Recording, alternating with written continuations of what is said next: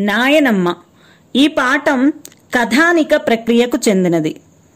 వృద్ధుల పట్ల సానుకూల వైఖరి పెంపొందించుకోవాలి. వారిని వెక్కిరించకుండా, అవమానించకుండా జాగ్రత్తగా సేవలు చేయాలి.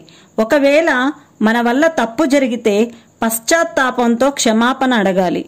మానసిక పరివర్తన కలగాలి.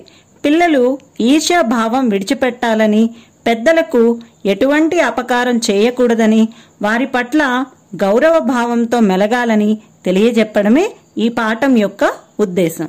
ఇక పాఠంలో చూద్దాం. రవి వాళ్ళ ఇంట్లో అమ్మ, నాన్న, తమ్ముడు, చెల్లి ఇంకా వాళ్ళ నాయనమ్మ ఉంటారు. నాయనమ్మను ఇంట్లో అందరూ ఎంతో ప్రేమగా, ఆదరణతో చూసుకుంటారు.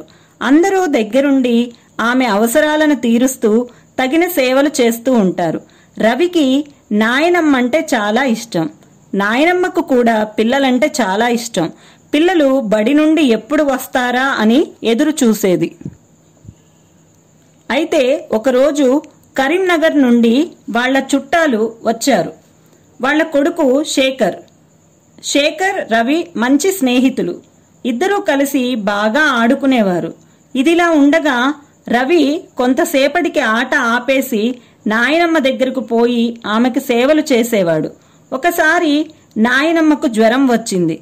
జ్వరం తగ్గే వరకు రవి నాయనమ్మ దగ్గరే ఉండి సేవలు చేశాడు.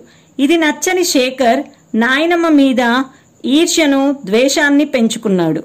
ఇంట్లో ఎవ్వరూ చూడకుండా నాయనమ్మ చెప్పులు ఉండే చోట నీళ్ల బిందెను, బిందె ఉండే చోట చెప్పులను పెట్టాడు. ఈ విషయం తెలియని నాయనమ్మ నిద్ర లేవగానే చెప్పులు ఉండే చోటు నుండి కిందకు దిగింది. కాని అక్కడ చెప్పులకు బదులుగా బిందె ఉండడంతో దానిలో కాలు ఇరుక్కుని కింద పడింది. ఆ దెబ్బకు నాయనమ్మ కాలు విరిగింది. నెల రోజులు ఆసుపత్రిలో ఉండవలసి వచ్చింది. అందరూ నాయనమ్మ ఆరోగ్యం గురించి బాధపడుతుంటే శేఖర్కు దిగులుగా ఉండేది. నాయనమ్మకి ఈ విధమైన కష్టం కలగడానికి తానే కారణమని బాధపడేవాడు. నాయనమ్మ రవిని, శేఖర్ను ఒకేలా ప్రేమగా చూసేది. ఒకరోజు శేఖర్ నాయనమ్మ దగ్గరకు వెళ్లి తాను చేసిన తప్పును చెప్పి శిక్షించమని వేడుకున్నాడు.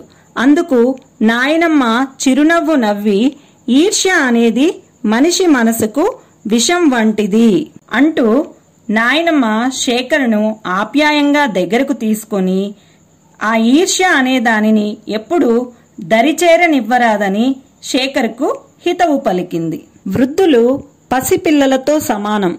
వారు చాలా బలహీనంగా ఉంటారు. కాబట్టి వాళ్లతో ప్రేమగా మెలుగుతూ వారికి సేవలు చేయడం అనేది మనందరి కర్తవ్యం.